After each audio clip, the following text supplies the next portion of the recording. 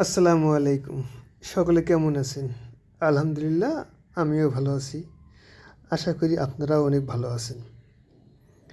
যাই হোক, আমরা কর্মব্যস্ত মানুষ। সারা সপ্তাহ অনেক পরিশ্রম করতে হয়।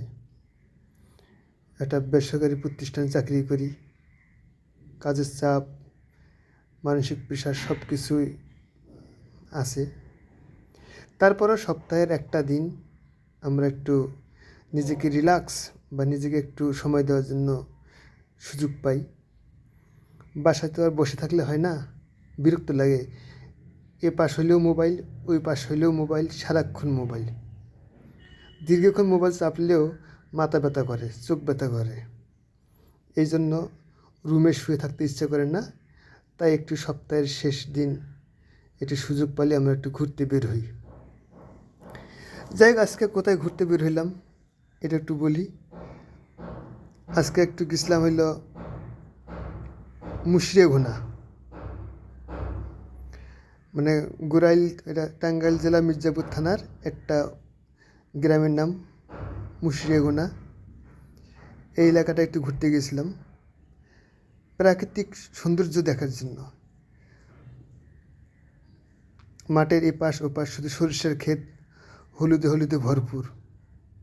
কয়েকদিন পরে হলুদ ভাবটা থাকবে না, কারণ সরিষার দানা হয়ে যাবে। সরিষাগুলো বাসায় নিয়ে যাবে, মাড়াই করবে। অনেকে খাঁটি ঘানি সরিষার তেল খাবে। এদিকে আমি একটা বিষয় লক্ষ্য করলাম, প্রায় প্রত্যেকটা মানুষ তাদের নিজস্ব ক্ষেতের সরিষা ভেঙে নিয়ে যায়, অথেন্টিক সরিষার তেল খায়। এটা আমার খুব ভালো লাগে। আমরা বাজারে বা অনলাইনে যেটাই বলি না কেন, ঘাটি মানে ঘানি ঘাটা সরিষার তেল, তবুও সন্দেহ থেকেই যায়।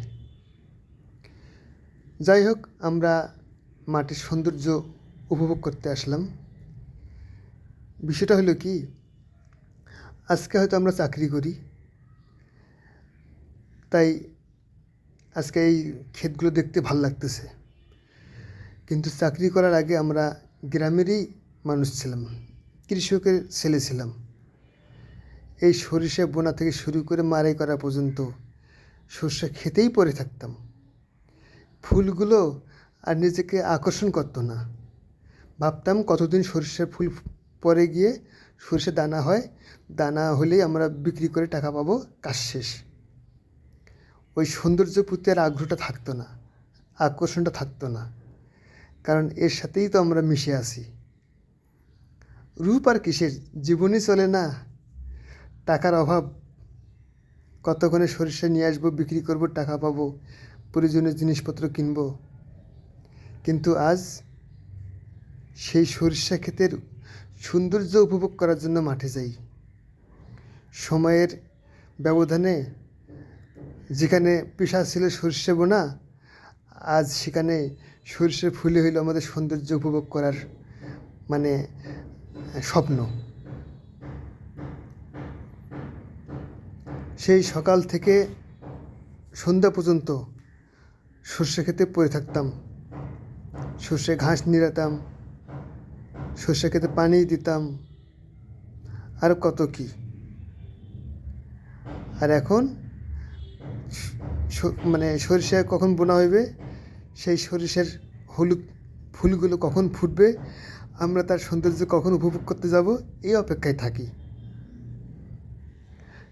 সময়টা আসলে অনেক মানুষকে বদলে দেয়।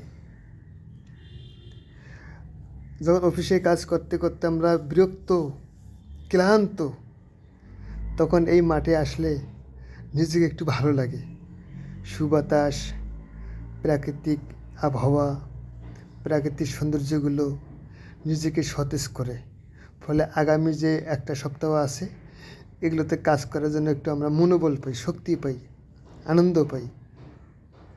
সপ্তাহে এই একটা দিন আমাদের খুবই ঈদের মতো লাগে, ঈদের মতো আনন্দ লাগে। যাই হোক, আপনারা সুযোগ পাইলে ঘুরতে যাবেন, বাইরের মাঠঘাট দেখবেন। আমরা তো এখন অনেকটা ভুলেই গেছি কোন সময় কোন শস্যটা আবাদ করা হচ্ছে। আগে তো ধারাবাহিক ধান কেটে আলু করব, আলু কেটে ধান করব, সরিষা করব, এগুলো আমরা জানতাম। কিন্তু এখন ভুলেই গেছি।